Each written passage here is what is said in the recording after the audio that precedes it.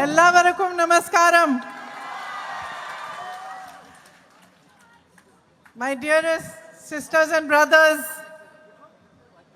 my elder brother Shri Rahul Gandhi, Shri K.C. Venugopal ji, Shri V.D. Satishan ji, Shri Murli Dharan ji, Shri Siddiqui ji, Shri Praveen Kumar ji, Shri Cheria Mohammad ji, Shri Qasim ji, Shri A.P. Anil Kumar ji. I welcome all of you to this meeting. വേദിയിലിരിക്കുന്ന ഐക്യജനാധിപത്യ മുന്നണിയുടെയും കോൺഗ്രസിന്റെയും എല്ലാ നേതാക്കളെയും നിങ്ങളെ എല്ലാവരെയും ഞാൻ ഈ യോഗത്തിലേക്ക് സ്വാഗതം ചെയ്യുന്നു. And first of all, I thank all of you from the deepest place in my heart for bringing me here today and for making me your member of parliament. ആദ്യമായിട്ട് നിങ്ങളെ എല്ലാവരെയും ഞാൻ ഹൃദയത്തിൻ്റെ ആഴങ്ങളിൽ നിന്ന് ഇന്ന് എന്നെ ഇവിടെ കൊണ്ടുവന്നതിനും നിങ്ങളുടെ ജനപ്രതിനിധിയായി ഇന്ത്യൻ പാർലമെന്റിലെ ജനപ്രതിനിധിയായി തെരഞ്ഞെടുത്തതിനും ഞാൻ നിങ്ങളോട് നന്ദി പറയുകയാണ്.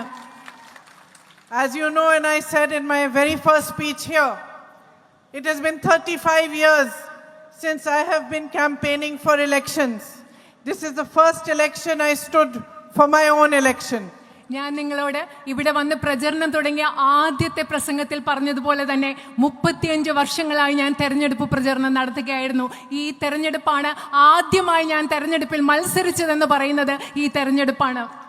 In these 35 years, I must have met millions of people in these campaigns, interacted with many crowds.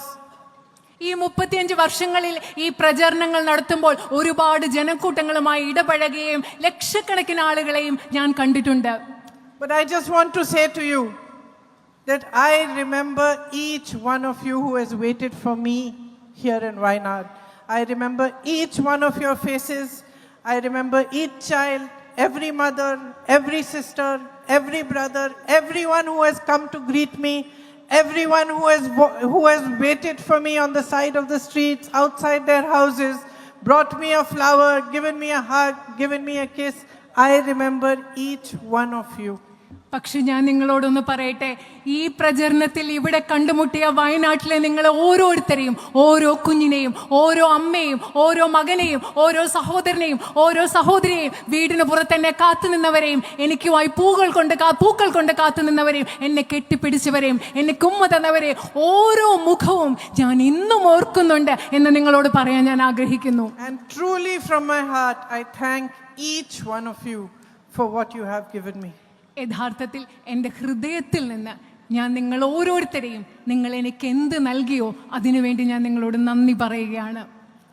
And the value of what you have given me lies in your love and in your trust. നിങ്ങൾ എനിക്ക് എന്താണോ നൽകിയത് അതിൻ്റെ മൂല്യം എന്ന് പറയുന്നത്, ആ മൂല്യം നിലനിൽക്കുന്നത് നിങ്ങൾ എനിക്ക് നൽകിയ സ്നേഹത്തിലും വിശ്വാസത്തിലുമാണ്. I am in parliament for you.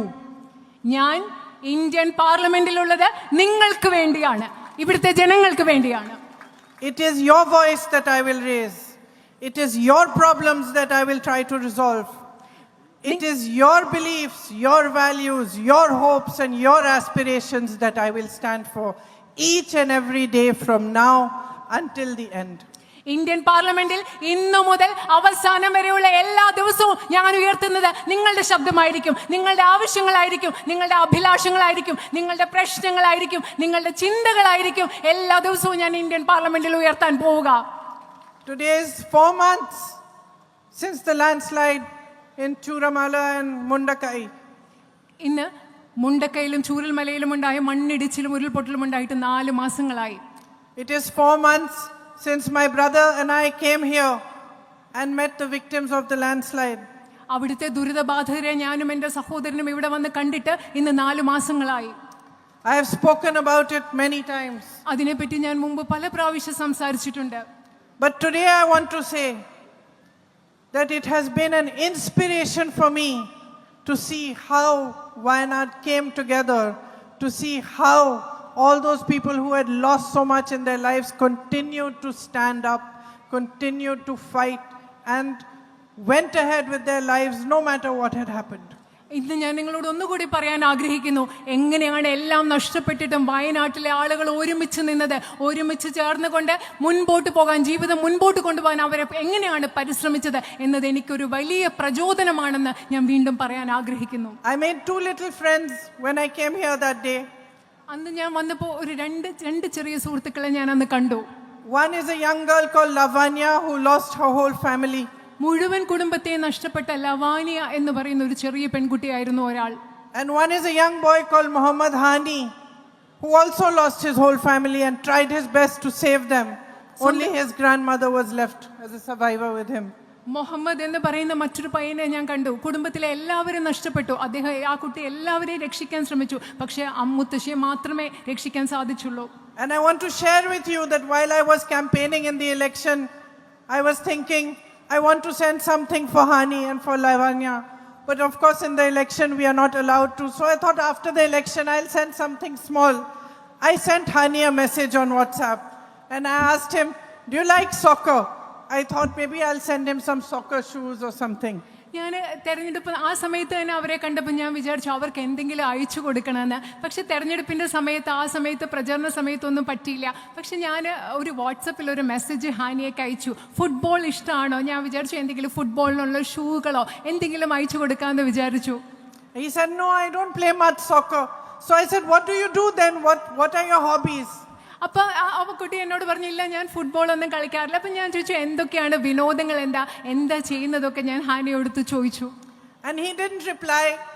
So after some hours, after I finished all my meetings and road shows for the day, when I picked up the phone, I saw that there was a reply from him and I looked at it and he had replied, my hobby is helping people.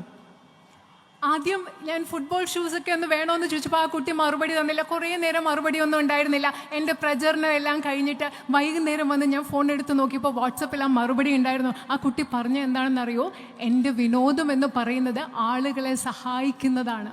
And I thought to myself, here is this child who has tried to save his mother for 6 hours from the floods and failed.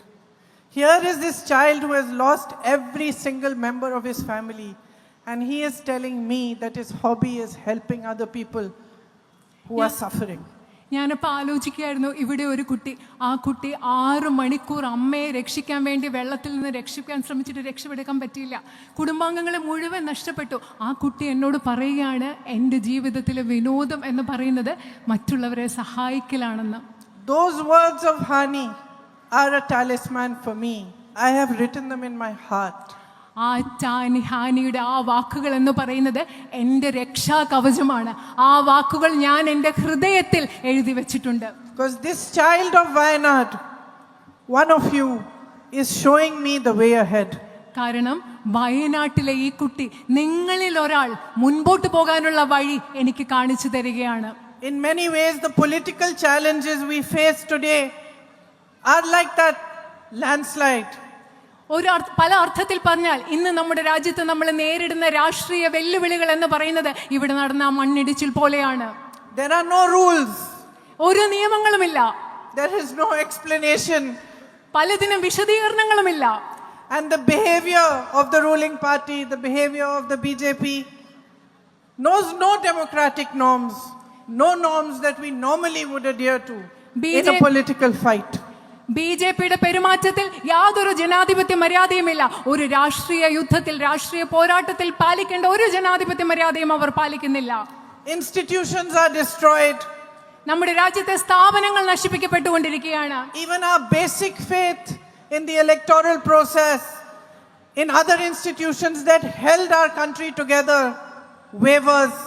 ഇപ്പൊ നമ്മളുടെ രാജ്യത്തെ അടിസ്ഥാനപരമായ തെരഞ്ഞെടുപ്പ് പ്രക്രിയയിലുള്ള നമ്മുടെ അടിസ്ഥാന വിശ്വാസം, അതുപോലെ നമ്മളെ സംരക്ഷിക്കുന്ന പല സ്ഥാപനങ്ങളിലുള്ള വിശ്വാസം, ഇതൊക്കെ ഇപ്പോ ചഞ്ചലപ്പെടുന്ന ഒരു അവസ്ഥയാണുള്ളത്. And just like Hani's fight is for the basic for his life to go on from day to day, Our fight is for the basis on which our country was built. It is for the basic values of our constitution.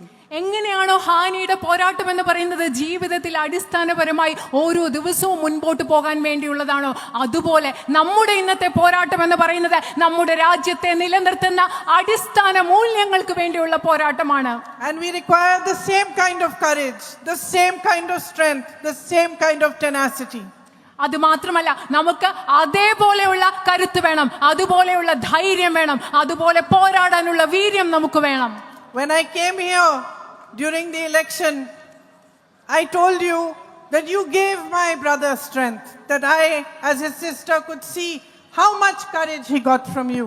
തെരഞ്ഞെടുപ്പ് പ്രചരണത്തിന് ഇവിടെ വന്നപ്പോൾ ഞാൻ നിങ്ങളോട് പറഞ്ഞു, നിങ്ങൾ എത്രമാത്രം കരുത്താണ് എൻ്റെ സഹോദരന് നൽകിയത്. ഒരു സഹോദരി എന്ന നിലയിൽ എനിക്ക് കാണാൻ പറ്റി എത്രമാത്രം നിങ്ങൾ അദ്ദേഹത്തിന് കരുത്ത് നൽകിയെന്ന്. By making me a member of parliament, by showing me your love, by giving me your support, you are also giving me your strength, and you are also giving me courage. അതുമാത്രമല്ല, ഇന്ന് നിങ്ങളുടെ ജനപ്രതിനിധിയായി നിങ്ങൾ എന്നെ തെരഞ്ഞെടുത്തതിലൂടെ, നിങ്ങളുടെ പിന്തുണ എനിക്ക് നൽകുന്നതിലൂടെ, നിങ്ങളുടെ സ്നേഹം എനിക്ക് നൽകുന്നതിലൂടെ നിങ്ങൾ എനിക്കും നിങ്ങളുടെ ധൈര്യം നൽകുകയാണ്, നിങ്ങളുടെ കരുത്ത് എനിക്ക് നിങ്ങൾ നൽകുകയാണ്. I am here to learn from you. I am here to understand your problems in depth. ഞാൻ നിങ്ങളിൽ നിന്ന് പഠിക്കാനാണ് ഇവിടെ വന്നിരിക്കുന്നത്. ആഴത്തിൽ നിങ്ങളുടെ പ്രശ്നങ്ങൾ മനസ്സിലാക്കാനാണ് ഞാൻ ഇവിടെ ഉള്ളത്. Of course, I know about the night ban. I know about the man-animal conflict, the need for health services, the need for better educational institutions. But I am now here to fight for all of this, to work with you, to understand them properly from you. I will come to you. I will come to your houses. I will meet with you. The doors of my office are open to you. The doors of my home are open to you. Anytime that you need anything, I am here to help with it, to serve you. എനിക്ക് ഇവിടുത്തെ രാത്രിയാത്രാ നിരോധനത്തെക്കുറിച്ചറിയാം, വന്യജീവി സംഘർഷങ്ങളെക്കുറിച്ചറിയാം, മെച്ചപ്പെട്ട വിദ്യാഭ്യാസ സ്ഥാപനങ്ങളും മെച്ചപ്പെട്ട ആരോഗ്യ സംവിധാനങ്ങളും നിങ്ങൾക്ക് വേണമെന്നുള്ള പ്രശ്നത്തെക്കുറിച്ചറിയാം. പക്ഷേ അത് കൂടുതൽ അറിയാൻ വേണ്ടി ഞാൻ നിങ്ങളിലേക്ക് വരും. നിങ്ങളെ അത് ആഴത്തിൽ എനിക്ക് നിങ്ങളിൽ നിന്ന് മനസ്സിലാക്കണം. എൻ്റെ ഓഫീസിൻ്റെ വാതിലുകൾ, എൻ്റെ വീടിൻ്റെ വാതിലുകൾ എല്ലായ്പ്പോഴും ഇവിടുത്തെ ജനങ്ങൾക്കായി, നിങ്ങൾക്കായി തുറന്നു കിടക്കും. I know that you will miss my brother, but I also assure you that I will leave no stone unturned in trying to make for you a stronger, better future. Whether you are a farmer from Wayanad, whether you are a shopkeeper, a businessman, whether you are a friend of mine, a sister, all of you who live here, who work here, I will work with you to improve your life and to make a stronger future for you. എനിക്കറിയാം, എൻ്റെ സഹോദരൻ ഇവിടെ ഇല്ലാത്തപ്പം അദ്ദേഹത്തെക്കുറിച്ചുള്ള നഷ്ടബോധം നിങ്ങൾ അനുഭവിക്കും. അദ്ദേഹത്തെ miss ചെയ്യുമെന്ന് എനിക്കറിയാം. പക്ഷെ അദ്ദേഹത്തിൻ്റെ അഭാവം ഇല്ലാത്ത വിധത്തിൽ ഞാൻ കഠിനമായി പരിശ്രമിച്ച് ഇവിടുത്തെ ഒരു കർഷകരാകട്ടെ, ചെറുകിട കച്ചവടക്കാരനാകട്ടെ, ഇവിടെയുള്ള എൻ്റെ സഹോദരിയായ സുഹൃത്തായ ഒരു സിസ്റ്റർ ആകട്ടെ, നിങ്ങളുടെ പ്രശ്നങ്ങൾ പരിഹരിക്കുന്നതിന് വേണ്ടി എന്നാൽ ആവും വിധം പ്രയത്നിക്കുമെന്ന് ഞാൻ നിങ്ങൾക്ക് ഉറപ്പ് നൽകുകയാണ്. I want to thank my brother for all the work he did here for the last 5 years.